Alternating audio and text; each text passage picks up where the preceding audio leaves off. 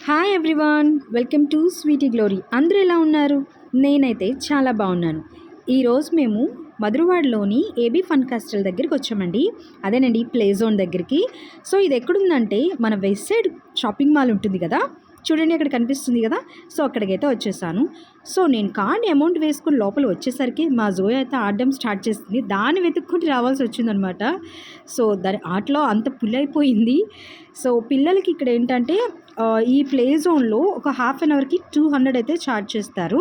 అంటే చాలా వెరైటీస్ ఉంటాయి. అంటే వర్డ్స్ పెట్టడం కానీ, నెక్స్ట్ ఆ చిన్న చిన్న బాల్స్లో ఆడుకోవడం కానీ, పజల్ టైప్ కానీ, అండ్ జంపింగ్ కానీ, అంటే కొన్ని ఉంటాయి. కొన్ని గేమ్స్ మాత్రమే హాఫ్ అన్ అవర్ వరకు ఫ్రీ అనమాట.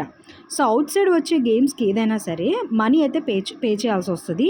అంటే ఒక్కొక్క గేమ్ బట్టి ఒక్కొక్క కాస్ట్ అయితే ఉంటుంది. సో అంటే సమ్మర్లో మనం పిల్లల్ని ఎలాగా ఎండ్లో ఆడుకోనివ్వలేము, అండ్ అపార్ట్మెంట్స్లో పిల్లలు కూడా ఉండరు.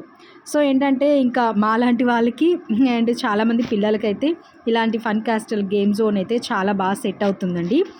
అండ్ మా జోయ మాత్రం ఆడడంలో అసలు పట్టించుకోకుండా భలే ఆడేస్తుంది.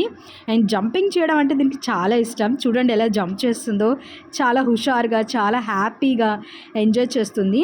అండ్ ఇక్కడ ఏంటంటే వీళ్ళని చూసుకోవడానికి కేర్ టేకర్స్ కూడా ఉంటారు. ఐ మీన్ అక్కడ స్టాఫ్ అయితే ఉంటారు. కానీ పిల్లల్ని వాళ్ళు చూసే కంటే మనం కూడా దగ్గరుండి వాళ్ళని చూసుకున్నట్లయితే బాగుంటుంది కదా అని నేనైతే జోయని ఆడిస్తున్నాను. ఇక్కడైతే మా బ్రదర్ నేనైతే టేబుల్ టెన్నిస్ అయితే ఆడుతున్నాం అనమాట. చాలా కొత్తగా అనిపించి, చాలా సంవత్సరాలు అయిపోయిందండి నేనైతే ఇలా ఆడుకొని. అండ్ చాలా బాగుంది, చాలా ఫన్నీగా అనిపించింది. సో దీనికి కూడా అంటే దీన్ని అవుట్ సైడ్ వచ్చే గేమ్స్కి అయితే మనం మనీ పే చేసామన్నమాట. సో మా జోయ అయితే బాల్స్ అంటే ఎంత ఇష్టం అంటే అక్కడ ఉన్న వాటిలన్నిటిని వదిలి అలా బాల్లోనే ఆడుతూ ఉంటుంది అనమాట.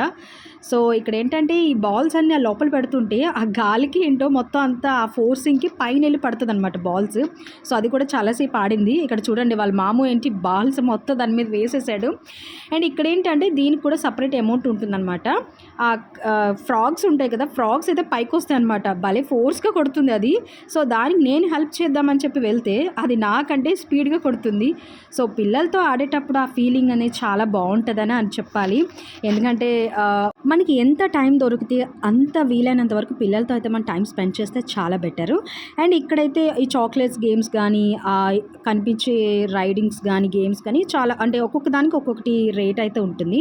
మా జోయాకి మాత్రం car riding and bike race అంటే చాలా ఇష్టం అనమాట. ఈ కార్ రేస్ చేస్తానని చెప్పి డ్రైవ్ చేస్తానని కూర్చుంది.